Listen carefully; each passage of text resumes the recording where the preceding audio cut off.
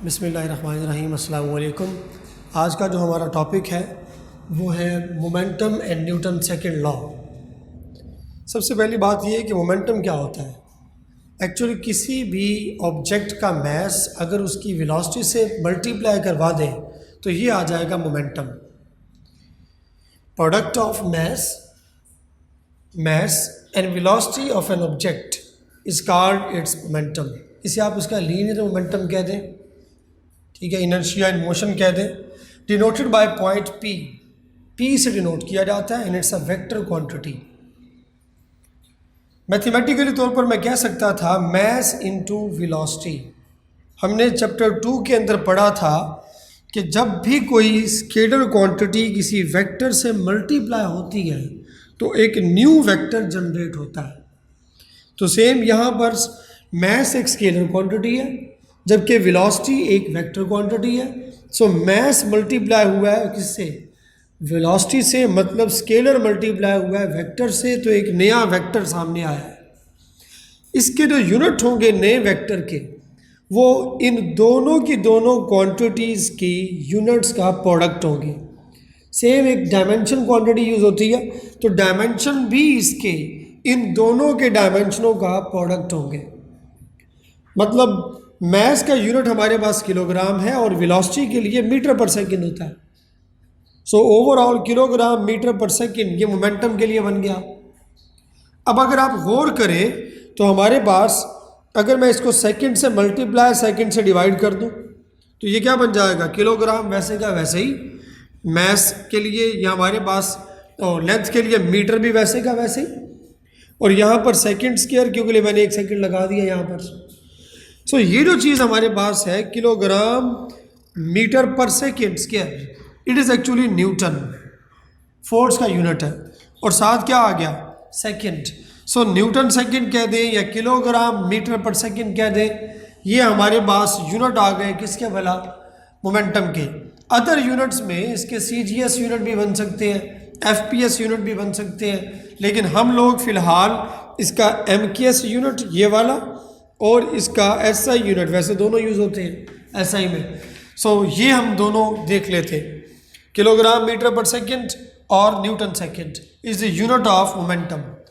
चलिए सपोज करते हैं कि मेरे पास एक ऑब्जेक्ट है, let an object of mass m moving with initial velocity vi and after some time, पहले टाइम t1 था जब ये वेलोसिटी v1 से मूव कर रहा है या vi से मूव कर रहा है। जैसे कुछ टाइम गुजर गया t2 हो गया तो इसकी वेलोसिटी बन गई final velocity vf। Under the action of force, एक फोर्स इसको अमल करवा रही थी, फोर्स की वजह से इसकी वेलोसिटी क्या हुई है? चेंज हुई है। तो after a certain time period delta t, मैंने यही बात ऊपर भी लिखी है कि let a body of mass m is moving with initial velocity vi after time delta t, its velocity becomes the vf, ठीक है, by attaining the acceleration of a under the action of force f। So हम लोग यही बात करते हैं कि acceleration जो हमने डिफाइन किया था प्रीवियस टॉपिक में, वो हमारे पास acceleration is equals to change in velocity over change in time. So change in velocity मतलब final velocity minus initial velocity over time हमारे पास डेल्टा t। वैसे यहाँ पर हम लोग t2 माइनस t1 लिख सकते हैं, जैसे कि मैंने लिखा हुआ t2 और ये क्या t1, तो डेल्टा t एक्चुअली क्या होगा? t2 माइनस t1, लेकिन इसकी ज़रूरत फ़िलहाल नहीं है, मैंने इसे कह दिया इक्वेशन नंबर 1।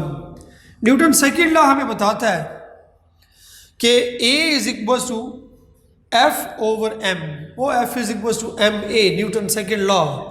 सो वहीं से A is equal to F over M। So ये इक्वेशन 2, अगर मैं दोनों की दोनों इक्वेशंस को कंपेयर करूं बाय 1 एंड 2 तो मैं ये कह सकता हूं लेफ्ट साइड्स बराबर है। चूंकि इसकी लेफ्ट साइड हमारे पास क्या है जी? इक्वल है, यहाँ पर हम लोग देख सकते हैं, तो इसकी राइट साइड भी क्या होगी? इक्वल होगी। और वही चीज़ हमारे पास यहाँ है कि F over M is equal to VF minus VI over क्या जी? Delta t।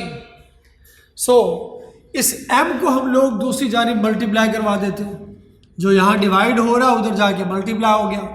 Now this m is multiplied by both velocities. So mvf minus mvi. अब आप ज़रा इस पे गौर करें तो हमारे पास ये क्या है, मैस इंटू वेलोसिटी। चूंकि हमने पहले ही डिफाइन कर दिया था कि मैस इंटू वेलोसिटी मोमेंटम होता है, सो हमारे पास चूंकि ये फाइनल वेलोसिटी है लिहाजा ये फाइनल मोमेंटम हुआ, और ये इनिशियल वेलोसिटी है लिहाजा ये इनिशियल मोमेंटम हुआ।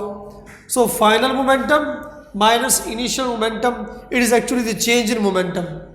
सो the time rate of change of momentum, अब आप गौर से देखेंगे कि delta P by delta T, it's a time rate of change of linear momentum is equal to applied force. क्योंकि मैंने शुरू में ही कहा था under the action of force, इसका मतलब यह हुआ कि चेंज इन मोमेंटम जो हमारे पास हो रहा है विद रिस्पेक्ट टू टाइम, ये एक्चुअली एप्लीकेशन ऑफ फोर्स की वजह से है। आप जो फोर्स अप्लाई कर रहे हो उसकी वजह से उसके मोमेंटम में चेंज आ रहा है, ठीक है। Time rate of change of linear momentum is equal to applied force, ये बात मैंने नीचे लिख दी कि time rate of change of linear momentum is equal to applied force.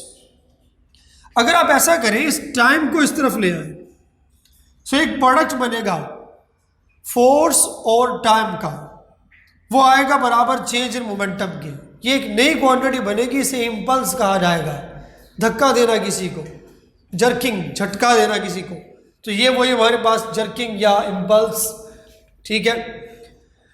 Force for a short time equal to change in momentum known as impulse denoted by I. वही बात हुई हमारे पास फोर्स इनटू टाइम, जो मैंने बात यहाँ आपसे की थी कि अगर टाइम को आप यहाँ मल्टीप्लाई करवाओ तो force into time is equal to change in momentum, it is actually impulse. तो हमारे पास इम्पल्स के जो यूनिट होंगे इम्पल्स के लिए, इसके यूनिट मोमेंटम के बराबर ही रहेंगे, बिकॉज चेंज इन मोमेंटम के यूनिट क्या होंगे, वही मोमेंटम के बराबर होंगे। सो न्यूटन सेकेंड, तो इम्पल्स के यूनिट भी न्यूटन सेकेंड। आप लोग यहाँ से देख सकते हैं कि हमारे पास फोर्स के लिए न्यूटन और टाइम के लिए हमारे पास सेकेंड।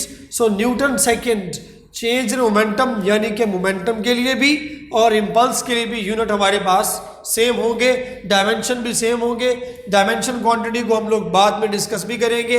अब एक्सरसाइज में आप लोगों के जो टेक्स्ट बुक है उस एक्सरसाइज में 3.8 शार्ट क्वेश्चन और 3.9 शार्ट क्वेश्चन आप देखेंगे, तो वो मैंने आज आप लोगों के साथ डिस्कस कर लिए।